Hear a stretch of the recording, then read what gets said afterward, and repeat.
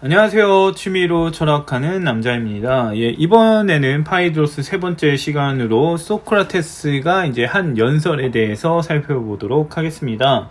리시아스의 이제 연설이 끝나고 나서 소크라테스는 리시아스의 연설이 기술적으로 뛰어난지는 생각해 보지 않아서 모르겠다. 그런데 수사학적인 측면으로 봤을 때는 중언부언하고 있기 때문에 좋지 못하다라는 얘기를 하게 됩니다. 그러니까 파이드로스는 여기에 대해서 반발을 하게 되는데요. 이제 소크라테스는 내가 더 좋은 연설을 할 수 있으니까 들어봐라 라는 얘기를 하게 되죠. 근데 여기서 하는 소크라테스의 연설은 자신의 이야기가 아니라 남의 이야기를 들은 걸 알려주는 것이다 라고 얘기를 하게 되죠. 이 과정에서 이제 소크라테스가 파이드로스에게 이제 나는 리시아스의 연설보다 더 잘하진 못한다 이런 얘기를 하면서 좀 리시아스에게 장난을 칩니다. 아무튼 그런 모습도 나타나게 되고요. 결국에는 이제 연설을 하게 되는데 그 연설을 하기에 앞서서 이제 얼굴을 가리고 하게 됩니다. 이거는 이제 뒤에 나오는 얘기와 좀 이제 관련이 있을 수가 있는데, 얼굴을 가린다는 거는 이미 자기가 드러내고 이야기하기엔 좀 부끄럽다 이런 의미로 보여져요. 그래서 애초에 소크라테스의 입장이 이에 해당되진 않는다라고 볼 수가 있을 것 같습니다. 그냥 파이드로스의 장단에 맞춰주고 자기의 입장을 뒤이어 말하기 위해서 약간 머리를 쓴 것 같아요. 그러니까 얼마나 능구렁이 같은 모습인지를 좀 알 수 있을 것 같습니다. 아무튼 소크라테스는 이제 연설을 시작하게 되는데요. 소크라테스는 이제 개념 규정이 필요하다라고 합니다. 왜냐면은 개념을 규정하지 않은 경우에 논의를 진행하기 어렵고 그 다음에 결론에 이르러서 합의를 보기가 어렵다는 거예요.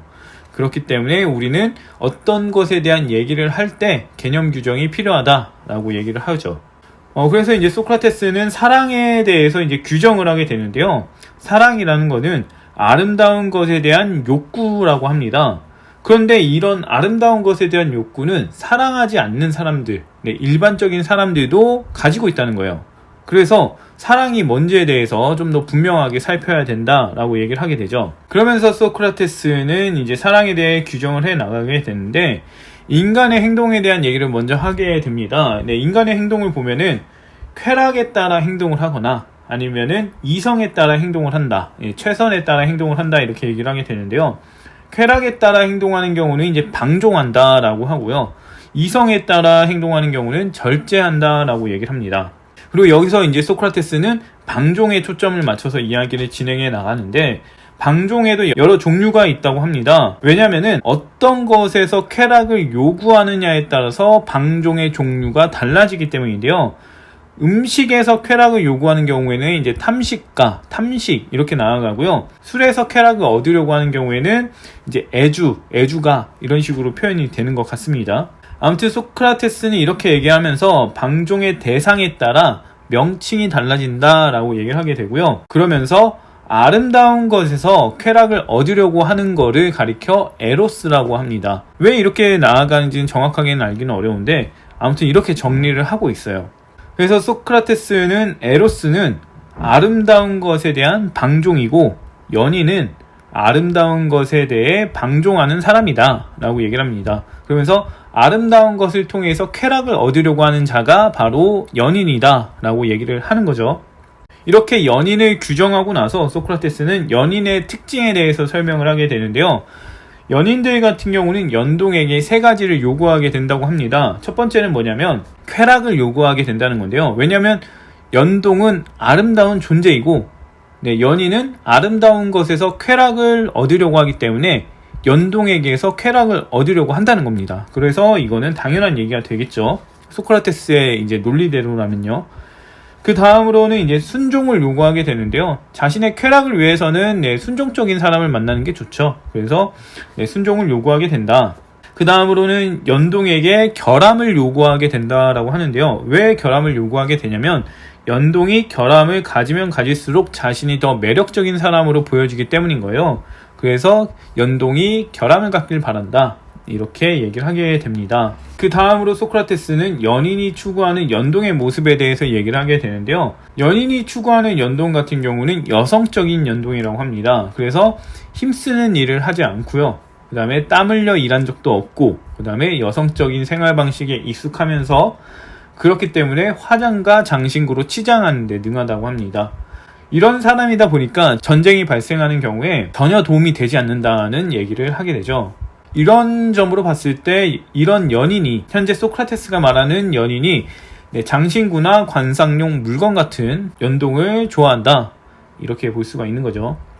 다음으로 이제 소크라테스는 연인이 연동의 부와 가족에 대해 어떤 입장을 갖는지 이야기를 하게 되는데요. 연인은 연동이 재산을 잃길 바란다고 합니다. 왜냐하면 부유할수록 제어하기가 힘들어지기 때문인 거죠. 그리고 연동의 주변인이 사라지길 바라게 되는데, 왜 그러냐면 자신과 연동의 관계를 방해받지 않기 위해서라고 얘기합니다. 그 다음으로는 연동이 처자를 갖지 않길 바라게 되는데요. 왜냐하면 자신에게 관심을 온전히 쏟게 하려고 그런다고 볼 수가 있죠. 마지막으로 이제 연동이 집이 없길 바라게 되는데요. 이거는 당연히 집이 없으니까 자기 집에 머물게 하면서 같이 지내려고 그런 거라고 볼 수가 있겠죠. 그 다음으로 소크라테스는 연인의 무익함에 대해서 얘기를 합니다. 일단 일반적으로 유해한 것들은 유해하긴 하지만 쾌락을 주기도 한다고 합니다. 그래서 예를 들어 보면 아첨술 같은 경우는요, 아첨이라는 그 진실되지 않은 말, 이런 것들을 하게 되긴 하지만 시가에 쾌락을 준다고 합니다. 그리고 창녀 같은 경우는 이제 성을 상품화하는 그런 유해함을 가지고 있지만 육체의 쾌락이라는 쾌락을 준다는 거죠. 근데 반면에 연인 같은 경우는 쾌락을 주지 않는다고 합니다. 오히려 불쾌함, 불편함만 초래한다고 하죠. 근데 사실 지금 말한 아첨술이나 창녀에 대한 부분을 보면은 연인도 연동과 육체적인 관계를 맺고 그 다음에 연동을 꼬시기 위해서 아첨을 하게 되잖아요. 이런 걸로 봤을 때는 연인도 지금 쾌락을 준다라고 볼 수가 있을 것 같은데, 일단 소크라테스는 주지 않는다고 이야기를 하게 됩니다. 그러면서 소크라테스는 연인이 주는 불편함에 대해서 얘기를 하게 되는데요. 일단 재미를 주지 않는다고 해요. 재미가 없다고 합니다. 왜냐하면 또래와 어울려야 재미가 있는데 연인은 또래가 아닌 거예요. 그렇기 때문에 연인은 재미를 주지 않는다. 그리고 재밌는 또래와도 오랫동안 어울리면 질리게 되는데 연인은 재미도 없으면서 오랫동안 어울려야 된다고 해요. 그러니까 재미도 없고 그 다음에 굉장히 질리는 사람이라고 여기서 묘사가 된다고 볼 수가 있죠. 그래서 같이 있으면은 재미없고 질린다. 그래서 뭔가 쾌락을 주지 않는다, 이런 얘기를 하는 거죠.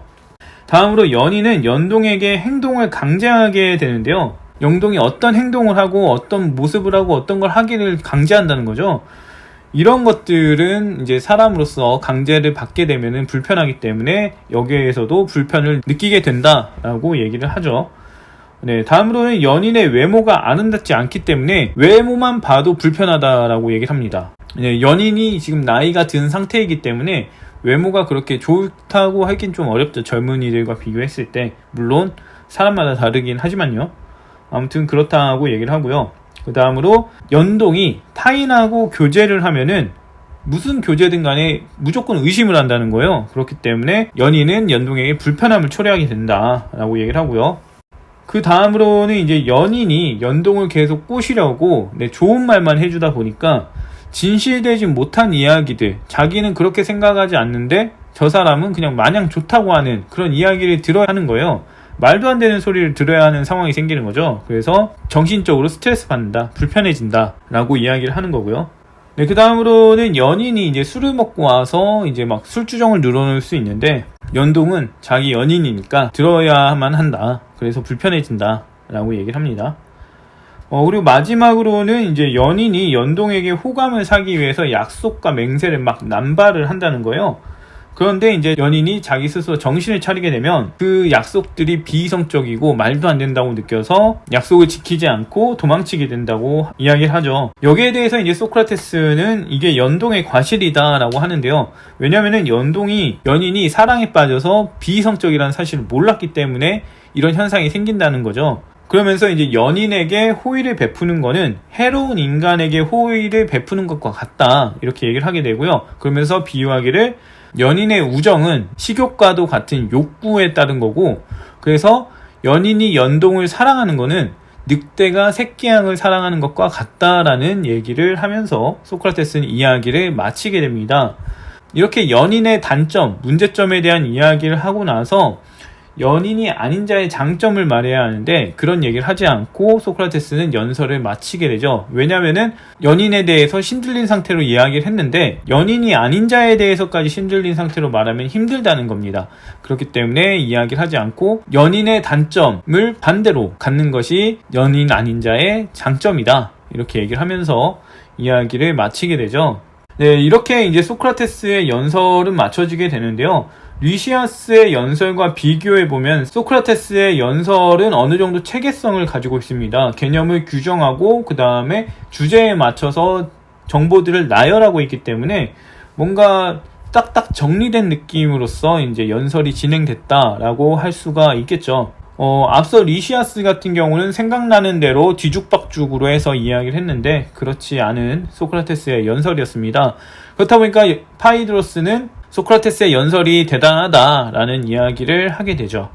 그러면서 이야기를 마치게 되고 그리고 소크라테스가 이제 떠나려고 하게 되는데 파이드로스가 다른 이야기를 하자라고 하면서 이야기를 이어나가게 되면서 소크라테스의 철회 연설이 나타나게 됩니다.